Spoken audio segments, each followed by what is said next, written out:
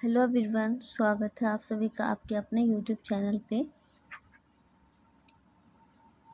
तो इस वक्त राज के नीति निदेशक तत्व को देख रहे हैं। ये घटना चक्र PYQ है। भारतीय संविधान के भाग 4 के तहत राज्य के नीति निदेशक तत्वों का प्रावधान किया गया है। भारतीय संविधान में नीति निदेशक तत्व आयरलैंड के संविधान से प्रेरित है। नीति निर्देशक तत्व की प्रकृति अनुच्छेद 37 से स्पष्ट होती है। इसके मुख्य पक्ष निम्नलिखित हैं। नीति निर्देशक तत्वों के उपबंध न्यायालय द्वारा लागू नहीं है, तथापि इसके सिद्धांत देश के संचालन में मूलभूत हैं।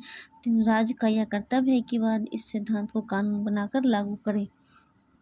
अनुच्छेद 38 के अनुसार राज्य को लोक कल्याण की अभिवृद्धि के लिए सामाजिक व्यवस्था बनाएगा। अनुच्छेद 39 में राज्य द्वारा अनुसरणीय कुछ नीति निर्देशक तत्व हैं, जिससे पुरुष और स्त्री को समान रूप से आजीविका।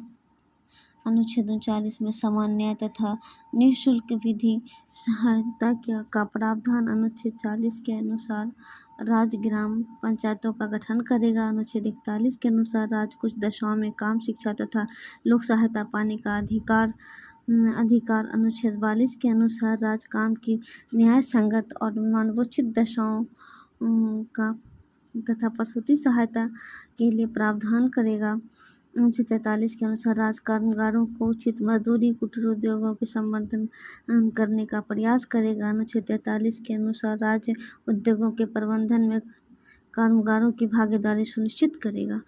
अनुच्छेद 44 के अनुसार राज्य भारत के संपूर्ण राज्य क्षेत्र में नागरिकों के लिए एक समान सिविल संहिता लागू करेगा। अनुच्छेद 45 के अनुसार राज्य 6 वर्ष से कम आयु के बालकों के लिए प्रारंभिक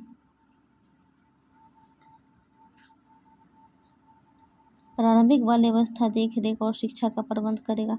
अनुच्छेद 46 के अनुसार राज्य अनुसूचित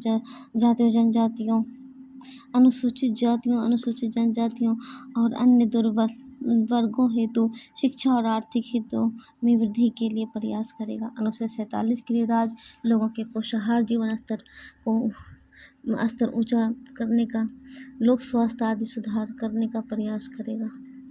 यह है नीति निर्देशक तत्व। भारत संविधान के भाग 4 में है। भारतीय संविधान के भाग 4 में आयरलैंड के संविधान से लिया गया है। इसकी प्रवृत्ति सकारात्मक है। ये गैरवाद योग्य है।